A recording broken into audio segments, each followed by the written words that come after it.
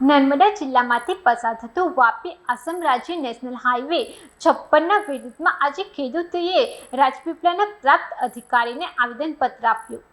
પ્રાપ્ત માહિતી અનુસાર નર્મદા જિલ્લામાંથી પસાર થતા નેશનલ હાઈવે 56ના બજાર કરતાં ઓછું વળતર બાબતે જીતનગર અને વાવડી ગામના વિસ્થાપિત ખેડૂતો અને શ્રી રામ હેરિટેજ સોસાયટીના રહીશો દ્વારા નાંદોદ પ્રાંત અધિકારીને ઉગ્ર રજૂઆત કરવામાં આવી હતી અને કાટિયાવાડ બાજુ વીજ લાઇનના કૃષિ મંત્રી જીતુ વાઘડિયાએ 200% લેખે વળતર ચૂકવવાનો આદેશ કરવામાં આવ્યો હોવાથી રાજપીપળાના ખેડૂતો પણ 200% વળતર મળે એવી પ્રાંત અધિકારીઓને રજૂઆત કરવામાં આવી હતી।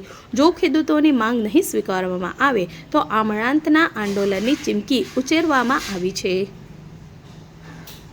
વિડીયો જર્નાલિસ્ટ વસીમ મેમણ સાથે સત્યા ટીવી ન્યૂઝ નર્મદા।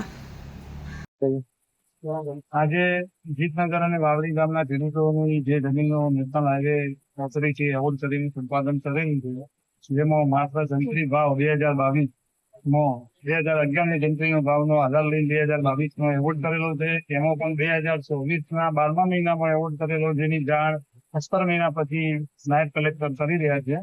એની અમે 17 મહિના ડિલે કરી છે। એ બાકી બીજો મુદ્દો અમારો એ છે કે અત્યારે હાલ હયાત અમારી જમીનો ઉપર ફોર લેન છે, તો નેશનલ હાઈવે એ ફોર લેન ઉપર ફરીથી ફોર લેન માટે સંપાદન કરે છે, એટલે કાયદા વિરુદ્ધનું કામ કરી રહી છે નેશનલ હાઈવે સંસ્થા।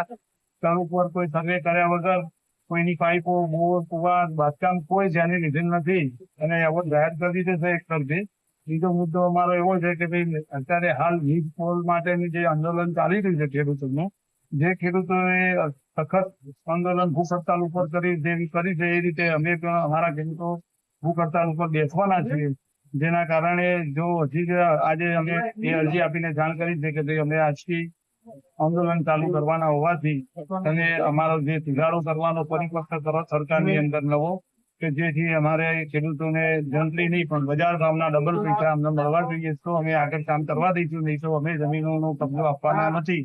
બસ એ જ અમારે જાણ કરવાની હતી। એની કોપી આજે અમે પ્રાંત કચેરીએ રજૂ કરી, આગામી પ્રોગ્રામ અમે હવે કરવાના છીએ ખેડૂતો બધા ભેગા।